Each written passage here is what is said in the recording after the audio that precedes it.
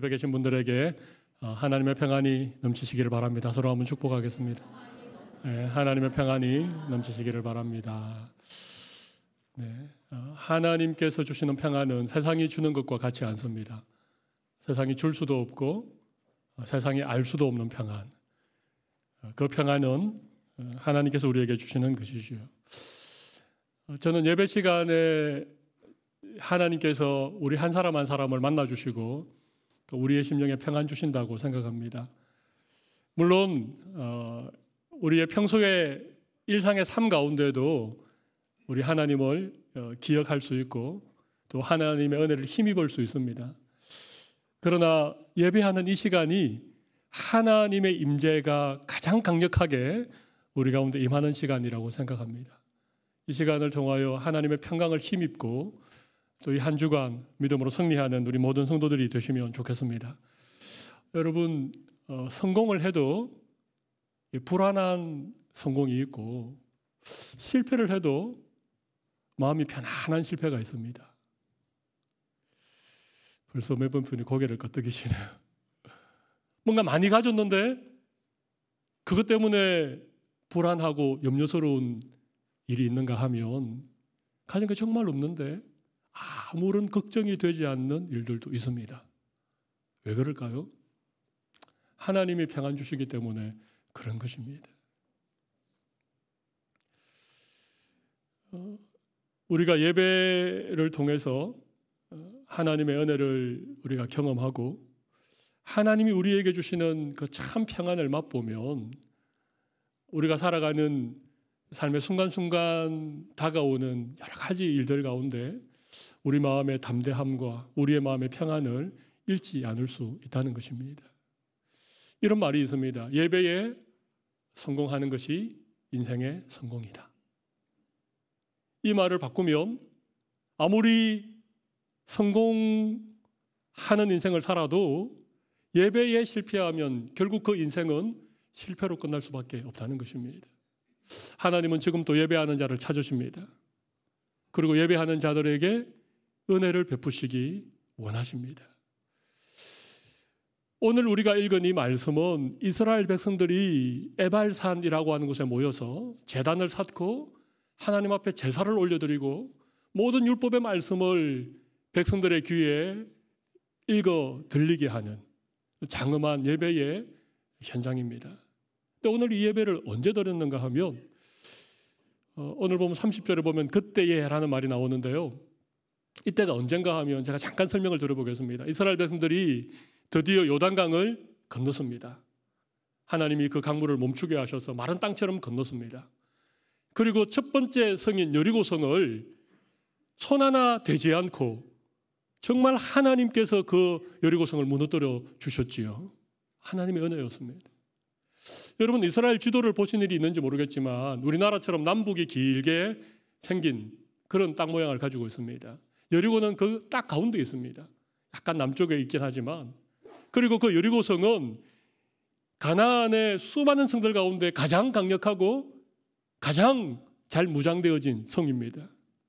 근데 하나님이 가나안 땅으로 인도하실 때에 저 북쪽 끝이나 저 남쪽 끝에서 시작하지 않고 요단강을 건너자마자 가장 가운데 있는 가나안의 핵심이라고 할 수 있는 여리고성을 딱 무너뜨려 주신 거예요. 이스라엘 백성들이 손 하나 대지 않고 그 성이 무너졌습니다. 그런데 그 다음 성인 아이성은, 아이성의 뜻은 작다라는 뜻입니다. 그 작은 성 아이 앞에 실패를 했습니다. 이유가 뭡니까? 전력을 다하지 않았습니까? 아니면 어떤 전략적인 실패입니까? 그게 아닙니다. 아간이라고 하는 한 사람이 범죄했기 때문에 그 아이성에서 처절한 패배를 맛보았죠. 그래서 아간을 뽑아서 아골 골짜기에서 그를 불태워 그렇게 죽이고 온 이스라엘 가운데 죄를 이렇게 제하고 난 다음에 다시 하나님이 아이성에서 승리를 맛보게 하십니다. 지금 어떻게 보면 이스라엘이 가나안 땅을 정복할 수 있는 절호의 기회가 온 것입니다. 두 번의 연이은 승리로 말미암아 사기가 충천했고 지금 가나안의 여러 성에 살고 있던 왕들과 그 성읍 거민들이 지금 이 이스라엘 때문에 간담이 서늘한 그런 상황이었습니다. 근데 바로 그때에 하나님께서 여호수아와 이스라엘 백성들을 에발산으로 모으고 그곳에서 제단을 쌓고 제사를 드리겠다는 것입니다. 우리 오늘 보면 33절이나 35절을 보면 온 이스라엘 회중이었습니다. 그 이스라엘 백성들의 가운데 거하는 이방인들까지, 그리고 35절에 보면 여자와 아이와 그 가운데 거류하는 나그네들, 거류민들까지 온 이스라엘이 다 모였습니다. 여러분, 아이성에서 그 세겜 골짜기 에발산이 있는 곳까지 얼마 정도 거리가 떨어졌을까요? 한 20마일 이상의 거리입니다. 20마일이면 한 30km 되죠. 가까운 거리가 아니었습니다. 그 거리를 남자와 여자와 아이들과 이방인들과 거류민들까지 다 이동을 했다고 생각해 보십시오. 한 200만 명 되지 않겠습니까? 그리고 에발산과 그리심산이 마주보고 있는 그 골짜기, 세겜 골짜기. 이 세겜 골짜기는요, 아브라함이 가나안 땅에 들어와서 처음으로 하나님 앞에 제단을 쌓고 하나님의 이름을 불렀던 곳입니다. 야곱이 밧단 아람에서 돌아와서 그 세겜에 제단을 쌓고 하나님의 이름을 불렀던 곳입니다. 바로 그곳에 이스라엘 백성들이 다시 모인 것입니다. 그리고 지금 예배를 드리고 있죠. 오늘 이 사건의 현장이 우리에게 무엇을 가르쳐주고 있다라고 여러분 생각하십니까? 이스라엘 백성들의 삶의 가장 중요한 것은 다른 것이 아닙니다. 여리고 성에서의 승리가 아닙니다. 남아있는 가나안 성읍들을 싸워 이기는 그것이 아닙니다. 이스라엘 백성들에게 가장 중요한 것은 승리도 아니고 남아있는 전쟁도 아니고 하나님께 제사 드리는 것, 하나님을 예배하는 것이 가장 중요하고, 하나님을 예배하는 이 이스라엘 백성들 가운데 하나님이 함께 하시고 그들에게 남아있는 계속된 전쟁 가운데 그들로 하여금 승리하게 하실 것을 이 시간을 통하여 하나님 다시 한번 확인시켜 주시고 약속해 주시는 것입니다. 그래서 오늘 본문은 이스라엘 백성들이 예배하는 것입니다. 오늘 본문은 이스라엘 백성들이 하나님께 제사를 올려드리는 광경을 오늘 본문에 기록을 하고 있습니다. 저는 우리 성도들의 삶에, 우리의 신앙생활에 가장 중요한 것을 한 가지만 꼽아라. 그러면 저는 당연히 예배라고 생각을 합니다. 우리의 인생의 목적 자체가 하나님께 예배하기 위하여 창조된 존재들입니다. 우리가 구원받은 이유도 구원받은 우리들이 이 구원의 감격과 기쁨을 하나님 앞에 예배하기 위하여 그렇게 우리를 구원하셨다고 저는 생각합니다. 우리의 인생에 중요한 것들도 있고 긴급한 것들도 있고 우리가 살아내야 될 삶의 무게도 있고 우리 인생을 좀 성공적으로 살아가는 것도 중요하지만 그보다 훨씬 중요한 것은 하나님을 예배하는 것이고, 하나님을 우리가 정말 진정으로 하나님을 예배할 때 그 예배를 통하여 하나님께서 우리에게 놀라운 약속과 하나님의 은혜를 허락하고 계신다는 것입니다. 오늘은 제가 말씀을 좀 짧게 전하려고 합니다. 왜냐하면 우리 또 광고 시간에 영상도 하나 봐야 되고 뒤에 시간이 좀 있습니다. 제가 오늘 예배가 중요하다라는 얘기를 한 5가지 짤막짤막하게 드리겠습니다. 그래서 오늘 제가 드리는 말씀을 듣고 우리 성도님들의 예배 생활을 점검해 보십시오. 나는 예배를 제대로 드리고 있나? 내가 드리는 예배는 하나님이 기뻐 받으시는 예배인가? 혹시 내가 지금까지 드려왔던 예배들 가운데 내가 빠뜨리거나 잘못 생각하고 있는 것은 없는가? 점검할 수 있는 좋은 시간을 드리라고 생각합니다. 첫 번째는 예배 시간입니다. 예배의 시간. 오늘 보면 30절에 보면 그때에 여호수아가 이스라엘 하나님 여호와를 위하여 에발산에 한 제단을 쌓았다. 이게 그때라는 말이 나오죠. 이 그때가 언제라고요? 제가 앞에 설명드렸죠. 예, 지금 어떻게 보면 이스라엘이 가나안 땅을 점령할 수 있는 절호의 찬스입니다. 두 번의 연이은 승리로 이스라엘 백성들의 사기가 절정에 올라와 있는 그런 시간이었습니다. 뿐만 아니라 지금 가나안 땅에 여러 왕들이 지금 긴장해가지고 서로 소식을 주고받으면서 지금 이스라엘과 대적하기 위해서 무장하고 있는 그런 때입니다. 지금은 정말 예배할 때가 아닌 것 같습니다. 근데 지금 예배하라고 하는 것이죠.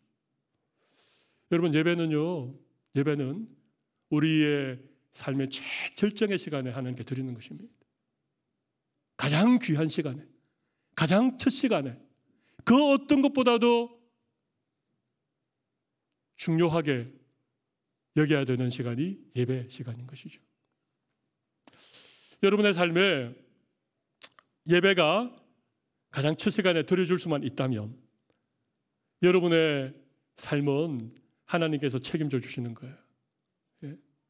여러분이 바쁘다는 이유 때문에, 더 중요한 일이 있다는 이유 때문에, 뭐 여러 가지 이유로 인해서 만약에 여러분들이 예배를 드리지 못했다라고 생각해 보십시오.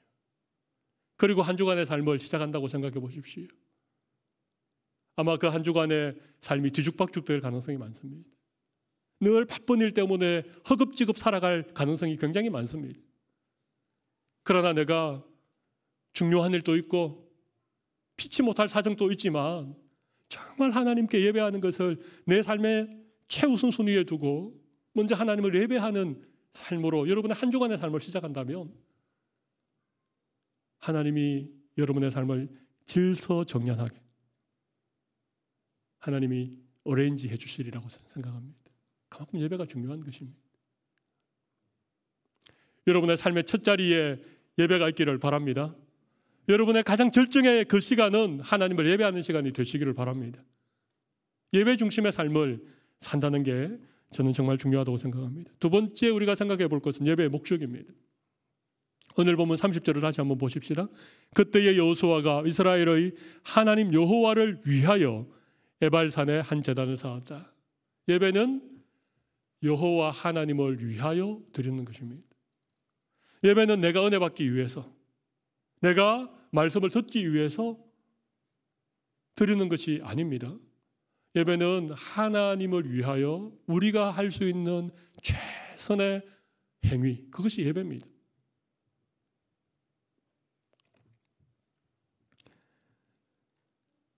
여러분은 예배를 어떻게 드리십니까?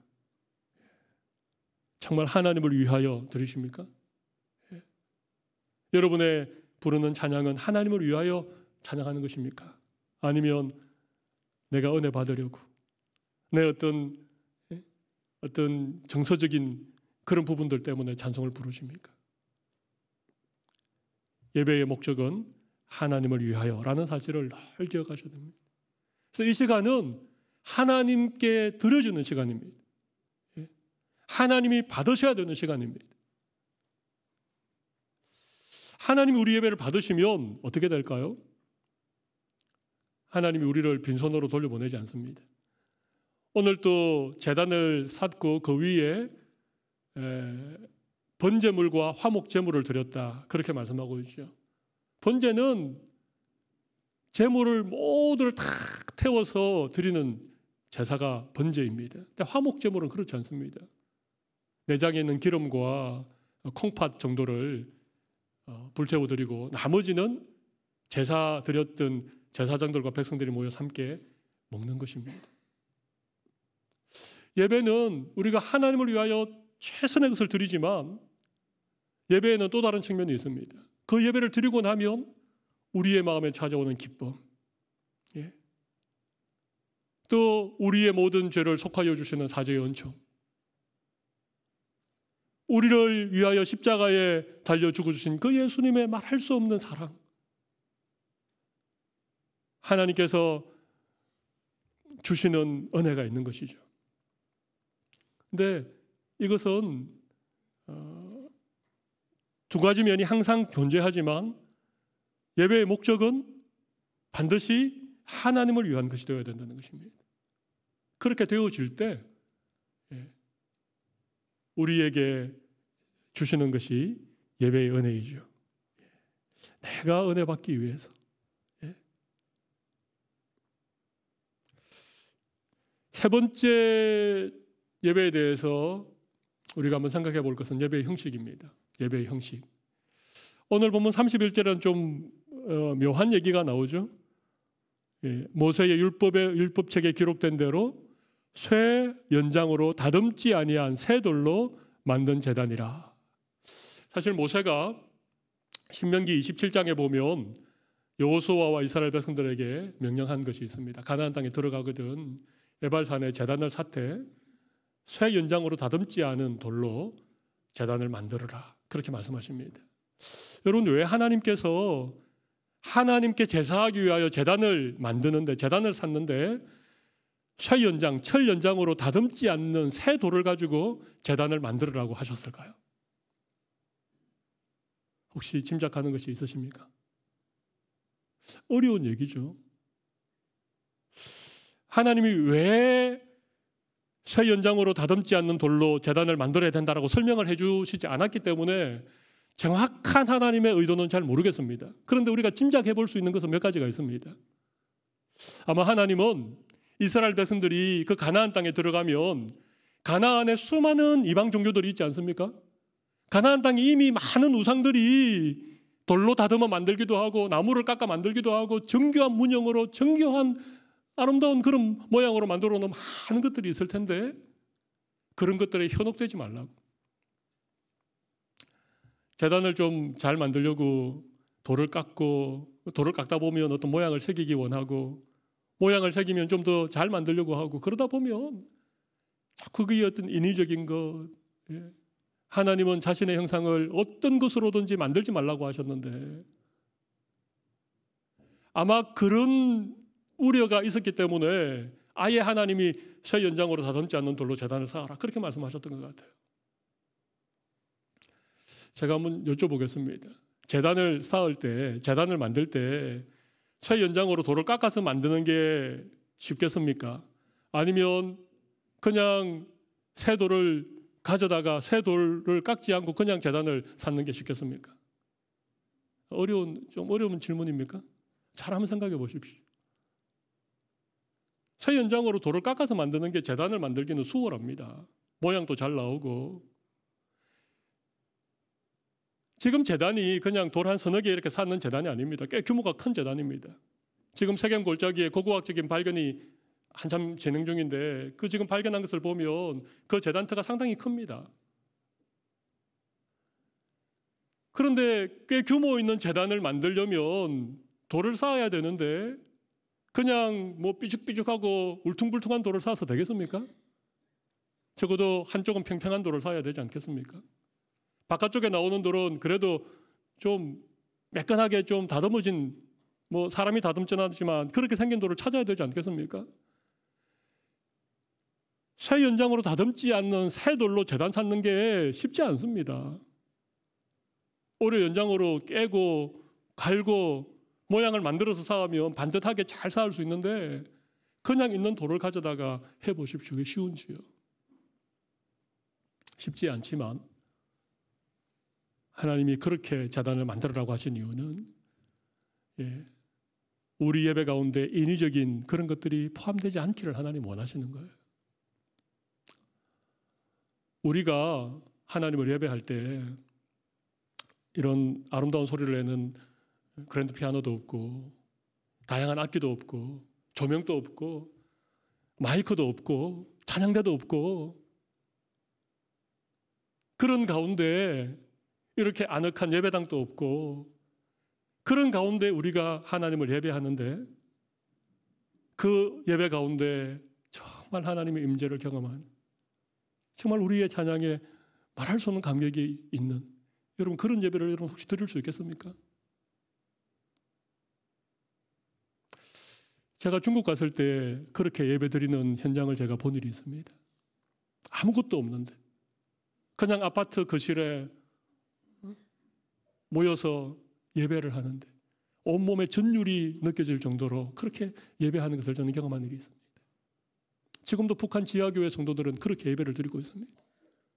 그 예배가 어떤 예배보다도 영광스러운 어떤 예배보다도 강력한 하나님의 임재가 있는 물론 여러 가지 악기와 여러 가지 예배를 도울 수 있는 그런 어떤 시설들 가운데 우리가 예배하는 거 중요합니다. 근데 이것이 예배의 본질은 아닙니다. 정말 중요한 것은 예배하는 우리 한 사람 한 사람, 우리의 마음의 중심, 정말 하나님 앞에 우리 한 사람 한 사람이 마치 그 제단을 쌓을 때에 하나하나 쌓여져가는 그 돌처럼, 그 틈을 막는 그 돌처럼 우리가 그렇게 하나님을 예배할 때 그것이 정말 하나님 받으시는 예배가 된다고 저는 생각합니다. 오히려 너무 화려한 이런 어떤 시설 때문에, 너무 웅장한 어떤 오케스트라 때문에 마치 우리가 하나님을 예배하는 한 사람의 예배자가 아닌 예배를 구경하는 것 같은, 그냥 예배를 즐기는 관객들처럼 만약 그렇게 예배를 드리고 있다면 이것은 예배를 몰라도 한참 모르는 것이죠. 열린 예배라고 들어보셨습니까? 제가 오늘 칼럼에도 조금 기록을 했습니다만은 구도자 예배라고 하는, 그래서 예배 시간을 좀 다양하게 하고 드라마도 하고 영상도 보여주고 여러 가지 퍼포먼스를 하면서 마치 예배가 한 편에 잘 짜여진 어떤 그런 연극 같은 그런 예배를 많이 드리고 있습니다. 그게 나쁘다는 것은 아닙니다. 그러나 과연 우리의 예배가 너무 인위적인 것들 때문에, 너무 부수적이고 너무 우리의 눈을 빼앗고 우리의 마음을 빼앗는 것들 때문에 오히려 하나님께 집중하는 것이 떨어지지 않을까, 그런 생각을 해봅니다. 우리는 개신교회를 다니고 있죠. 개신교회는 1500년대에 그 가톨릭으로부터 개혁한 그런 교회입니다. 천주교 미사는요 정말 순서가 다양합니다. 저도 휴가 때 가끔 미사를 드리는 것을 한번 공부 삼아 제가 한번 참석해 보기도 하는데요. 정말 뭔 그런 순서가 많은지. 근데 뭔가 아무것도 하지 않고 그 순서에 따라만 해도 내가 뭔가 의식에 참여했다, 내가 미사를 드렸다, 이런 마음이 들 정도입니다. 근데 우리 개신교 예배는 오직 말씀으로, 오직 믿음으로, 오직 은혜로, 그거 아닙니까? 그래서 다른 거 다 없었습니다. 말씀 중심으로 그렇게 우리 예배하는 한 사람 한 사람이 하나님 앞에 진정한 예배자가 되어서 그렇게 드리는 예배가 우리가 지금 드리고 있는 이 예배입니다. 최고의 예배는 최선의 예배자가 만듭니다. 제가 조금 다듬지 않는 돌을 가지고 너무 많이 나갔죠. 그죠? 한번 생각해 보십시오. 이 다듬지 않는 돌로 제단을 쌓아서 하나님께 제사하라고 하셨던 이 말씀에 담겨있는 하나님의 그 마음을 한번 우리가 헤아려 보시면 오늘 우리가 예배할 때 적어도 우리 한 사람 한 사람이 어떤 마음으로 예배자가 되어야 될 것인가, 충분히 도전을 주는 말씀이라고 생각합니다. 시간이 훅 지나갔기 때문에 제가 네 번째, 다섯 번째 좀 간단하게 얘기하겠습니다. 네 번째는요, 예배 회중입니다. 예배 회중. 오늘 보면 33절과 35절 말씀 보면 33절에는 장로들과 관리들과 재판장들과 본토인뿐만 아니라 이방인까지 온 이스라엘이 다 에발산에 모였다는 것입니다. 35절 말씀 보면 거기에는 이스라엘의 온 회중과 여자들과 아이들과 그들 중에 동행하는 거류민들까지 함께 모였습니다. 그러니까 예배의 자리, 하나님께 제사하는 그 자리에 한 사람의 예외도 없었다는 것입니다. 남자와 여자와 아이들과 이방인들과 나그네들과 모든 사람들이 다 제사 현장에 참여했다는 것이 저는 정말 중요하다고 생각합니다. 여러분, 예배 시간에는요, 어떤 이유를 막론하고 우리가 함께 참여하는 것이 좀 맞다고 생각합니다. 몸이 좀 아파도 내가 예배를 드리고 병원에 가겠다, 그런 마음으로 예배를 드리는 게 맞다고 생각합니다. 아예 링거를 꽂고 예배에 오시는 분이 계시면 정말 우리가 도전이 될 텐데, 그런 생각도 해봅니다. 너무 몸이 아프고 그냥 일어나지도 못할 것 같은데 내가 죽더라도 예배를 드리고 죽어야 되겠다. 그런 마음으로 하나님을 예배하는 게 저는 필요하다고 생각합니다. 여러분, 여리고성이 무너질 때 유일하게 구원받았던 여자가 누굽니까? 기생 라합이죠. 라합이 이 예배 자리에 참석했을까요? 물론 이 현장에 있었겠지요. 라합이 에발산 쪽으로 섰을까요? 그리심산 쪽으로 섰을까요? 여러분의 상상에 맡깁니다. 저는 당연히 에발산에 섰다고 생각합니다. 저주가 선포되는 그 자리, 제단이 있는 그 자리, 기생이었고 이방인이었고 구원받을 만한 아무런 이유가 없는데도 불구하고 그는 하나님에 대한 소식을 들었고 정말 그 창문에 달아내린 가난한 빨간 그 밧줄 하나 같은 그 한 줄기 믿음을 붙잡고 온 여리고가 멸망하는 가운데 구원받은 이 라합. 아마 라합만큼 하나님의 은혜에 대해서 감사하는 사람 누가 있었겠습니까? 에발산에 제단이 있다는 것은 그런 의미입니다. 예. 정말 아무런 구원받을 만한 자격이 없는 죄인 중에 죄인인 우리들을 예수님께서 대신 그 제단 위에 놓여 있는 제물처럼 우리의 죄를 대신해서 제물 되셔서 예수님의 몸을 제물 되셔서 그곳에서 피 흘려 주심으로 우리를 구원해 주신. 어쩌면 우리 모두 사실 에발산에 서일 수밖에 없는 사람들이죠. 우리가 왜 구원받았는지, 우리에게 주신 이 구원의 은혜가 얼마나 놀라운 것인지, 우리를 사랑하신 하나님의 그 사랑이 이 세상의 그 어떤 것과도 바꿀 수 없을 만큼 값진 것인지를 알면 예배의 자리에 나오지 말라 그래도, 좀 집에서 좀 집 지키고 있으라 그래도, 너는 나이가 어리고 멀리 가기가 힘드니까 그냥 좀 오지 말라 그래도 이 구원의 은혜를 아는 사람이라면 여러분 예배의 자리에 나오지 않겠습니까? 지금 온 이스라엘 회중들이 함께 모였다는 것은 그런 의미입니다. 한 사람도 예외 없이 다 모여서 하나님을 예배하는. 저는 우리 교회 성도들이 이런 마음으로 예배 자리에 참여했으면 좋겠다고 생각합니다. 주방에 봉사하시는 분들이 계시죠. 그런 분들 보면 늘 일부 예배 오십니다. 일부 예배 먼저 오셔서 예배를 드리고 2부 예배 시간에 주방에 가서 봉사하시는 분들이 계십니다. 우리 교회 중고등부 주일학교 섬기는 시간이 이 시간이기 때문에 중고등부 주일학교 교사들이 1부 예배 먼저 드리고 아이들 섬기는 그런 일을 하고 있습니다.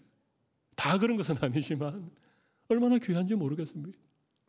우리가 좀 바쁜 일이 있으면 그냥 예배를 빠지는 것이 아니라 1부 예배에 온다든지, 진짜 1부 예배, 2부 예배 시간도 안 맞으면, 그래서 진짜 오늘은 정말 주일에 예배를 못 드릴 것 같으면 고민해보고 이곳저곳을 뒤져보고 혹시 우리 교회가 아니더라도 더 이런 시간에 드리는 예배하는 교회가 없는지, 아니면 전적 늦은 시간에 혹시라도 또 예배하는 교회가 없는지 그렇게 찾아보고 예배를 드리려고 하는 이런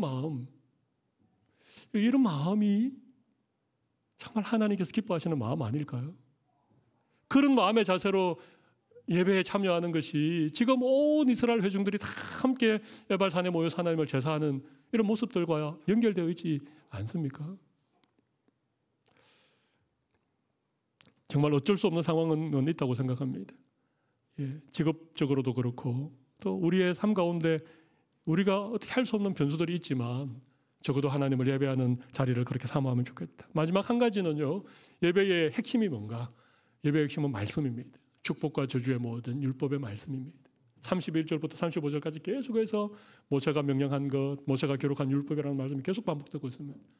그리고 번제와 화목제물을 드리고 난 다음에 온 이스라엘 회중들이 함께 모여서 한 일은 큰 돌에다 회를 칠하고 거기에 율법의 말씀을 기록하고 그것을 다 읽어서 백성들의 귀에 낭독했는데, 중요한 것은 축복의 말씀과 함께 저주의 말씀도 함께 선포했다는 것입니다. 이게 왜 중요할까요? 우리가 예배할 때 하나님의 말씀이 선포되는데 하나님의 말씀은 가감이 없습니다. 하나님의 말씀은 그냥 예배하는 성도들의 귀를 즐겁게 하고 여러분의 마음을 편하기 위해서 전하는 것이 하나님의 말씀이 아닙니다. 이 말씀은 축복의 말씀도 있지만 저주의 말씀도 있습니다.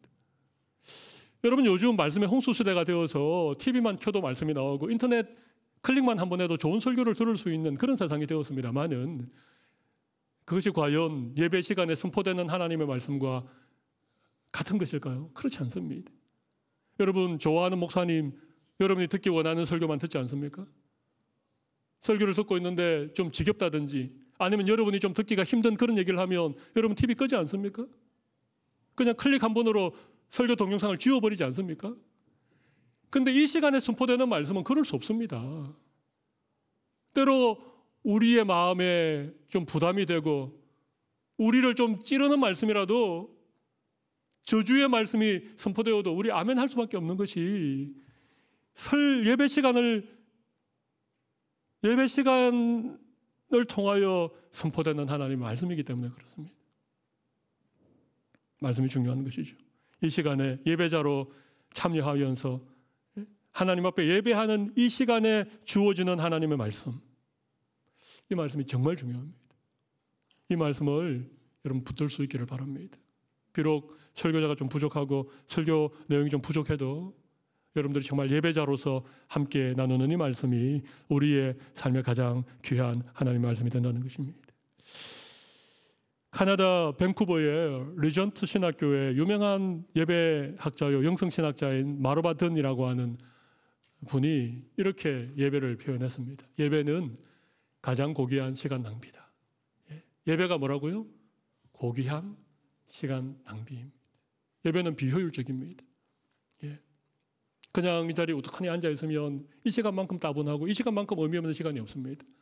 그러나 우리가 오늘 배웠던 예배에 대해서 제대로 알고 예배를 드리면 이 시간이 가장 고귀한, 마치 마리아가 예수님의 발 앞에 부어드렸던 그 순전한 향유처럼 하나님이 가장 기뻐 받으시는 시간이 예배일 것입니다.